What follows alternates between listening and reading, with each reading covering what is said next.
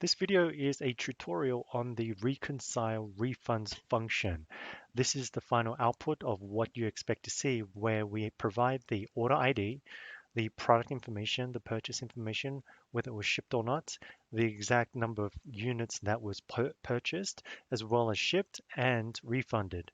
So the goal of this is to reconcile and see whether there were any additional refunds made by Amazon that should not have been made. For example, if 2 units of this was purchased, this quantity refunded should never exceed 2.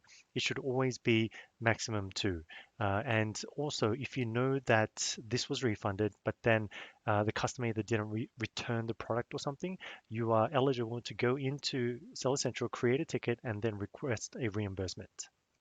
Okay, so starting off, the most basic form of this function is going to be equals gorilla underscore reconcile, and then press tab to complete the formula.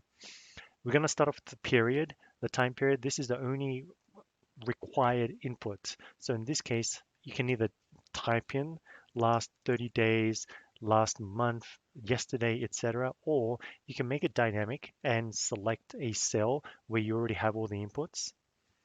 And then I can close this out,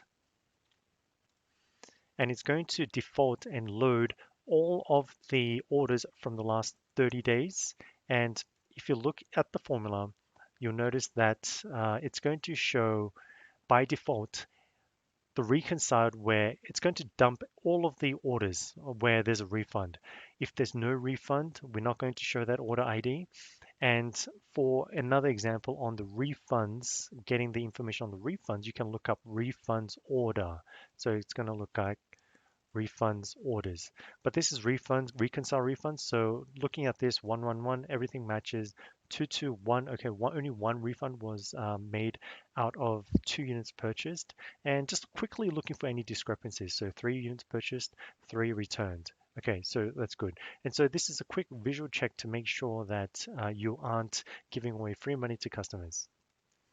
If you go and want to extend the functionality, you press comma if you're in the US or Western countries. If you're in Europe or some other Spanish speaking country, etc., you may do semicolon to move to the next one. Since I'm in the US, I'm going to press comma. Now filter, I can select a list of SKUs if I want. Like if I don't want to show everything, maybe I just want to look up whether they want your refunds for like maybe 6 products. I can do it like that. Close the formula, press enter, and now it's going to update with only the orders for the SKUs that I highlighted from D3 to D9. Okay, and same thing, comma to move on to the next one where it highlights marketplace. Now I can select US, UK, DE, Spain, etc. I'm going to do USA, comma, and reconcile. Now, by default, it's going to show anything where there's a refund. If you just want to show where the numbers don't match, so technically, potentially, there's it's not, the refund is not reconciled, then select no. And now this formula will result in nothing here because I've limited the SKUs. So I'm just going to do every SKU, press no for the US, and it's now going to show me what I showed you in the first screen, all the orders where the quantity purchased and the refund do not match. So these are the 5 orders where I would just quickly check, make sure that there's nothing exceeding the purchase, and then this is good to go.